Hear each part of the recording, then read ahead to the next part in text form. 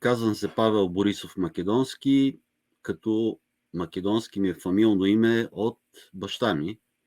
А баща ми си го е сложил това фамилно име, тъй като неговия баща, т.е. моя дядо, е родом от село Герман, Валовишко или Демир Хисарско, или сега се казва града Сидирокастро. А селото, името му е променено на Схистолитос в Егейска Македония, в един голям род, смятаме дори в Македония известен, по един или друг начин, Чавкови. Дядо ми е имал други 2 братя и 3 сестри. И е роден в края на 19 век, според различните източници, между 1886 и 1890. 1890 година е като на рождена дата е записана в неговия смъртен акт.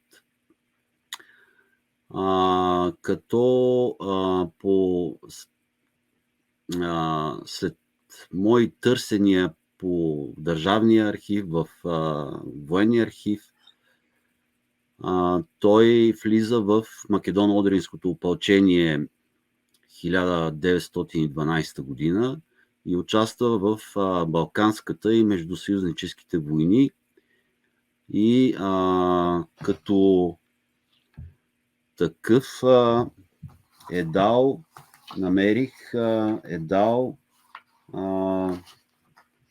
като човек, който да бъде известен, ако нещо се случи, не неговия баща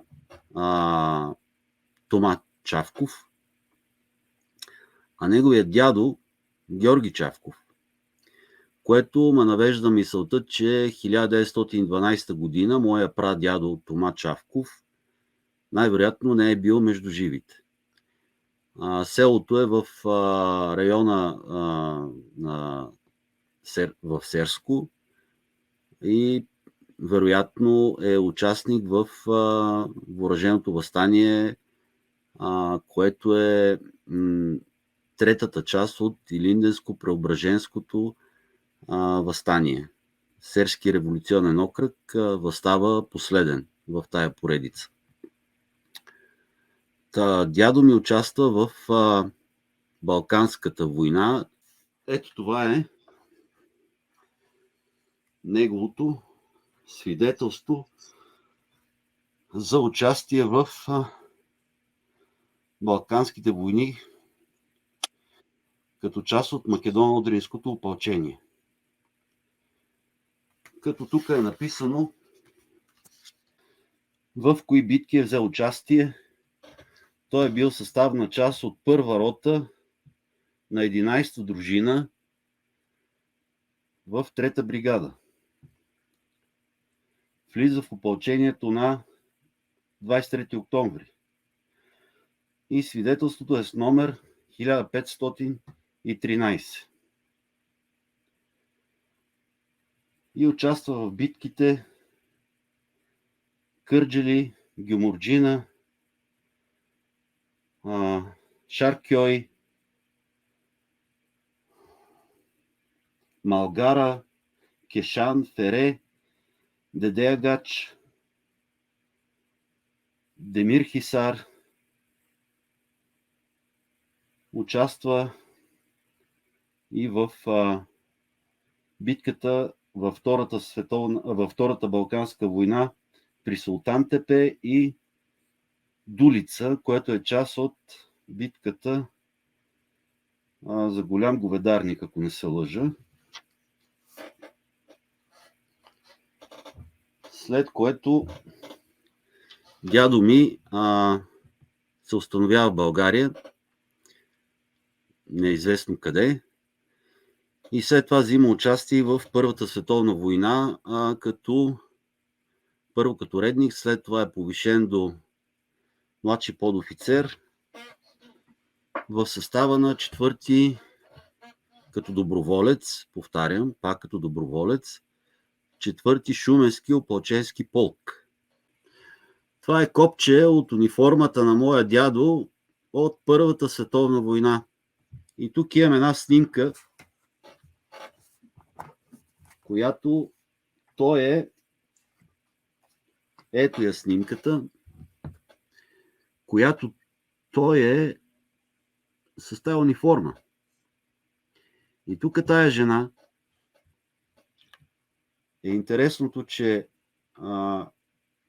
най-вероятно е неговата първа съпруга. Тъй като от нея, може би, това е снимка от началото на Първата световна война. Може би 1916. Така не се снимат хора, които не са в много близки взаимоотношения. И последствие тази таинствена Л. и точка му пише до фронта. И тези писма са с щемп от Тетевен.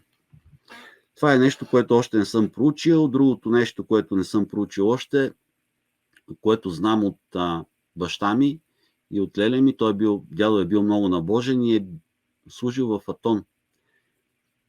Още не съм ходил там. Според бойните дневници на родата му, които аз лично четох в Централния военен архив във Велико Търново, от 1 януари 1917 полка се изпълнява охранителни дейности в района на Галичица при Охридското езеро.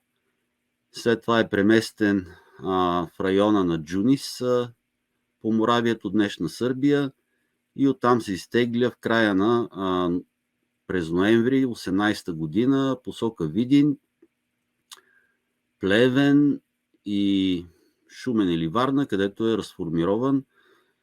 След това той се жени за баба ми и се установяват в село Кнежа през 1920 година.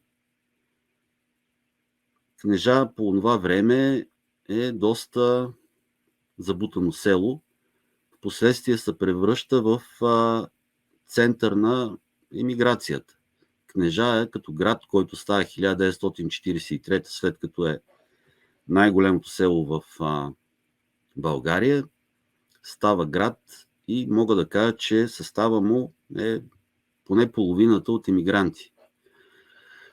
Като намерих, т.е. един приятел ми изпрати, още 25-та година създава македонско братство в Кнежа с около 20 човека. Голяма част от една четвърт от града са преселници от Босилеградско. И в Кнежа се ражда баща ми, който и моята леля, покойници вече двамата, които стават сираци на съответно 9 и 11 години. Дядо ми почива 1934 година от туберкулоза. След това баба ми не може да ги отгледа тези две деца. Баща ми е бил ремсист, но баба ми го праща в сиропиталище, за да може да бъде отгледан, и го записва, не знам коя година, като бранник, тъй като в организацията дават по 2 ката дрехи. Да има дрехи, да бъде облечен, да не е гол и бос. Следствие на участието му в тая организация, набедена за фашистка, този печат го гони цял живот. Той започва да учителства и около 10 години митарства на много места в България като учител, преди да му разрешат да се върне в родния си град като учител. Никога не е следствие на това, че е бил бранник, никога не е допускан до какви да е конкурси за повишаване на квалификацията или за директорски конкурси, но въпреки това Моя баща, зад гърба ми тук е най-голямото ми наследство от баща ми. Това е неговата библиотека. Моя баща стана най-добрият учител по химия, мога да кажа, може би за Северна България. И аз наследих, продължих неговия път в химията и това тук са моите дипломи. Като завърших химично инженерство в София през 1995 година, след това направих докторантура в Техническия университет Брауншвайг от 2000 до 2004 година. И последното,